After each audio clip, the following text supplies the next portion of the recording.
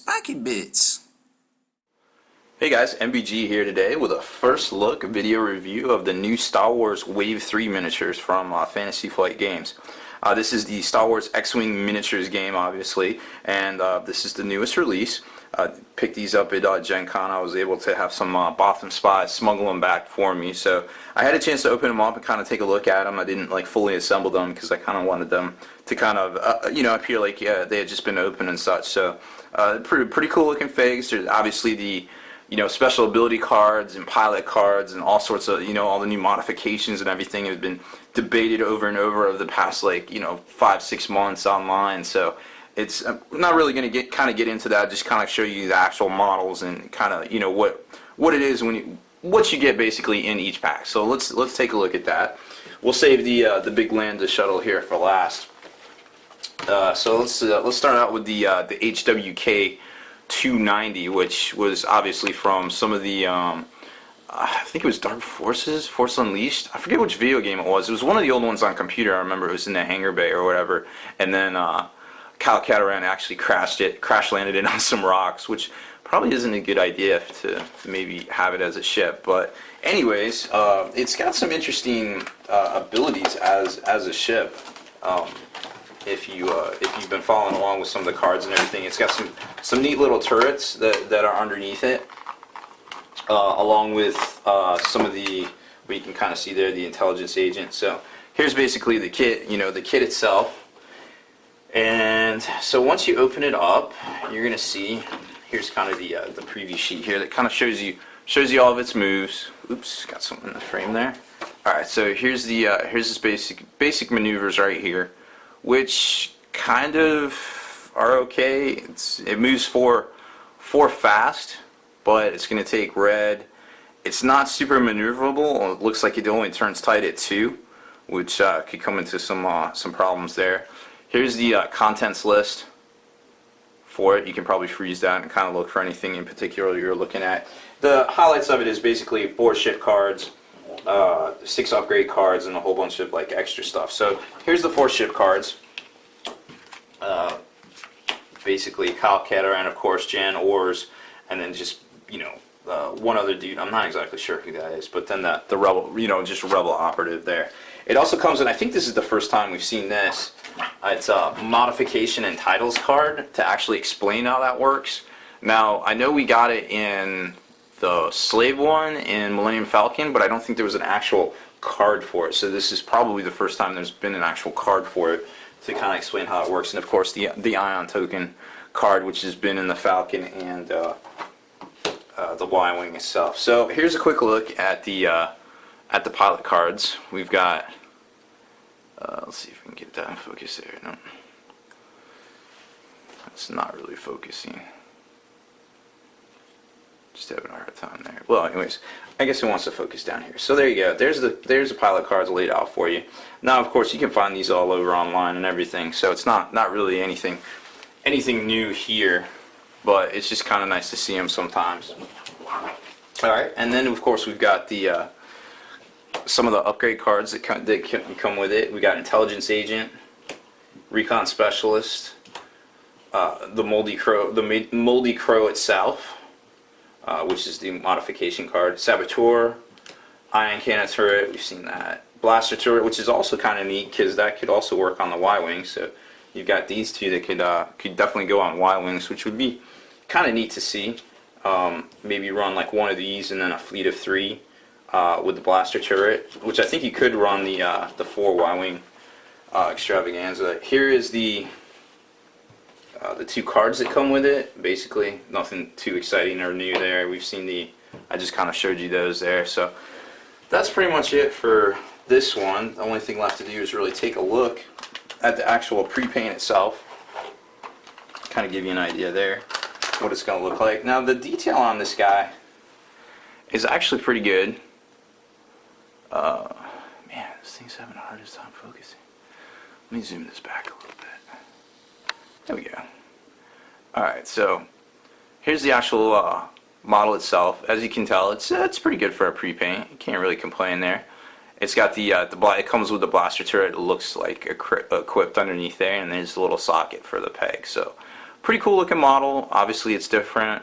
Not a lot of people are used to this, seeing this particular ship here, but there it is, and it's painted pretty well, and definitely look good on the tabletop. Whether or not how competitive or over competitive or it remains to be seen. It's got a couple of good upgrade cards, so we'll definitely see if it proves its worth here in the near future.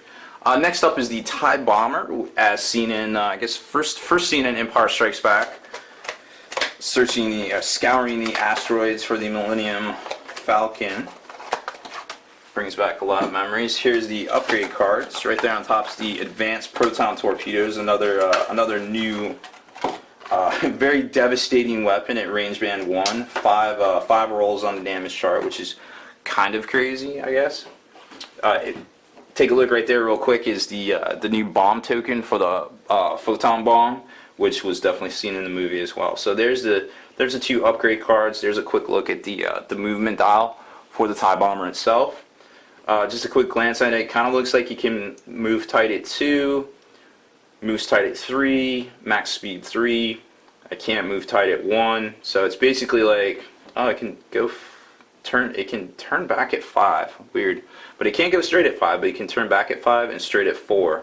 So very interesting there. How it's configured. So it's basically like a TIE Advance kind of, I guess, movement wise. I don't know. I'll have to do some research on that, but just a first look, that's kind of what it's seeing. Here's a nifty looking using bombs card. I think it came with one of these in the Slave 1, but this one looks like it's updated with the TIE Bomber artwork there. So it's just a normal explanation card. It's kind of neat. Another bomb tokens explaining it. So it's got both the seismic charge and the pulse bomb. Obviously, the seismic charge is came standard in the Slave 1 kit as well. Let's see. Here's your pilot cards. We've got Scimitar Squadron Pilot, Gamma Squadron Pilot, Captain Jonas, and Major Reamer. I'm not exactly sure there. I apologize if I'm slaughtering that name. But, wow. 6, huh? That is it's a pretty sturdy craft there. It's kind of interesting to see. No shields, but 6 hull points, 2 agility, 2 attack, and lots of ability to carry upgrades. Look at all that right there. That's pretty crazy. So that's kind of neat to see. About the same price as a normal TIE, judging by just kind of going by. Obviously, this is the super upgrade card here. With his special ability and stuff, so not too shabby. I'm not sure in the long run what the strategy is going to be with these guys, but definitely seems pretty well rounded at first glance. All right, so now we've got the Advanced Proton Torpedoes, Assault Missiles, which definitely proven their worth already, Seismic Charges, Proton Bombs, and Adrenaline Rush. Now, Adrenaline Rush was just kind of recently spoiled by Fantasy Flight Games, and that's got a very interesting mechanic to it. For when you hit a red maneuver. Advanced Proton Torpedoes, I mean, we already touched on that. That's just silly. Proton Bombs and Seismic Charges, the actual cards themselves. So that's basically what comes with the TIE Bomber. Now let's take a look at the actual model itself. Quite possibly modeled after a pair of binoculars. Here's the actual pre-paint itself. Pretty good paint job in my opinion. Very good detailing. It's got the flight stand right there to lock in, and the weapons pod, the piloting pod, and the twin ion engines. So there it is right there. Slightly bigger than, I guess it's about, yeah, it's probably slightly bigger than a TIE Advanced, just because it's got the double pod there, but pretty interesting nonetheless. So that is the TIE Bomber. Next up, we'll take a look at a very highly anticipated release itself, B-Wing Fighter, as first seen in the Return of the Jedi movie, which might be a lot of your favorites. I know it's, I guess probably Empire Strikes Back's my favorite, to tell you the truth. I was a little bit older then when I first saw it in the theater, so I definitely kind of could appreciate it a little bit more than just ships flying around space shooting each other and shiny lightsabers and such. But very cool ending to the first trilogy there. So let's take a look here. We've got the upgrade cards. Here is the let's take a look at the maneuver dial real quick and just kind of see how awesome this thing is. Okay, so it looks like it can do pretty maneuverable. It can do hard rights and hard lefts at 1, but it's going to be red. Hard rights and hard lefts at 2 as well. And looks like max speed's 4 red, 3 clear. So it's a little bit, it's not too bad. It's actually pretty maneuverable for a rebel fighter, to tell you the truth. 5 shields, 3 hull points, 1 agility, and that's interesting, and 3 firepower. So, I'm wondering if this is going to be more of those. To be honest, I don't really read a lot of the spoilers, so I'm sure there's already a whole bunch of tactics out there being devised about, you know, what to do with what. So I hate seeing the things and then getting it in my head wrong, and then I, you know, mess up during the game. So I just rather see the stuff for myself and then do a little bit of research. So here's the upgrade cards. It looks like you get 5 of them. Advanced proton torpedoes, enough said. Proton torpedoes, enough said. Fire control system, ion cannon. We've seen this before on the Slave 1. Kind of neat to see that it's the better one on the B-wing itself. Auto blaster, looks like the weapons in the actual nose of the craft. And fire control system, pretty decent for it too. Very interesting to see. Then we got the ion token, which everybody's seen that card. And here's the pilot cards, another 4 pilots. Tenum, Blue Squadron pilot. I won't even try to pronounce that one. And Dagger Squadron pilot. So like I said, I kind of already read out the stats on them. 5 shields though, it's pretty respectable. 3 hull points, 1 agility though. I guess that definitely makes up for the 5 shields. So it's basically like a glorified Y-wing, a little bit more maneuverable, but not so much on the agility side. So it's going to be very interesting to see how these things play out. This being, wow, that's pilot skill 8. That's definitely super quick. And pilot skill 2. So very interesting stuff there for as far as the B-wing goes. Now, I don't know about you, but if you played with any of these toys back in the 80s, my personal favorite toy to play with, and probably one of the most overpriced, was the B-wing toy kit, because it had this little cockpit in it that no matter what, how you held it, the little cockpit would rotate and the pilot would always be level. So you could be like meow meow, and it would just, the guy, I don't know, you just had to be there, I guess. I was a kid. So anyways, here's the actual B-wing pre-paint itself. Very good, well done job here. Now this is in its attack, I guess these are technically S-foils, so it's in its attack position here as the model. In the fully vertical attack position. And it's got this little like clear flight stand lock-in thing here, so it can kind of support its weight and things like that. It seems pretty secure. It doesn't seem like it's going to break off, but I haven't locked it in yet because I didn't want it to assemble this thing, so I could still have a place to store them, because I'm not sure if this will actually go into my my case right now. So I'm going to have to take a look at that here shortly tonight, hopefully. So anyways, there's the B-wing. And next up will be the Lambda Class Shuttle, the latest large-scale release. So let's get that puppy out. Now you've probably seen a lot of previews of this guy online. It actually has the wings articulate. Basically means they fold down, so you can have it in its quote unquote landed position, or its I guess flight configuration, so to speak. It comes on the big base, and definitely comes with it a whole bunch of upgrade cards and different things, as well as some nifty ship tokens for some missions. We'll get into that in a minute, so let's get that out of here. So let's take a look at the flight. It comes with 3 big punch-out cards. So we've got the flight dial itself, another pilot, and just like the accessories, basically, like I was talking about. So there's your disabled ship tokens and things like that. So it looks like those are basically for the disabled ship mission. So here's the flight dial. Let's take a look here. So not too maneuverable at 1. Can do tight 2s. Easy 3s and max speed 3, but it's got, if you notice here, it's got this nifty hover mode, the 0, which is new to this game, where it basically you just put it on that and it just sits there. Which, if you combo that, just thinking about it, with the anti-pursuit lasers, things might wreck into you, and then it gets interesting because you get free hits on them. So that'll be kind of neat to see how that plays out. Alright, then we got some upgrade cards. Heavy laser cannon. I noticed early on in the spoilers that it could field the heavy laser cannon, and it was a lot cheaper than the Slave 1. So all the Slave 1 builds out there that running, 3 Slave 1 builds, well, you could fit on a lot more here. Advanced sensors, sensor jammer, Darth Vader himself, Rebel captive, weapons engineer, we've seen that before, navigator, we have not seen that before. Well, we have, but I'm not sure if that's the exact same card.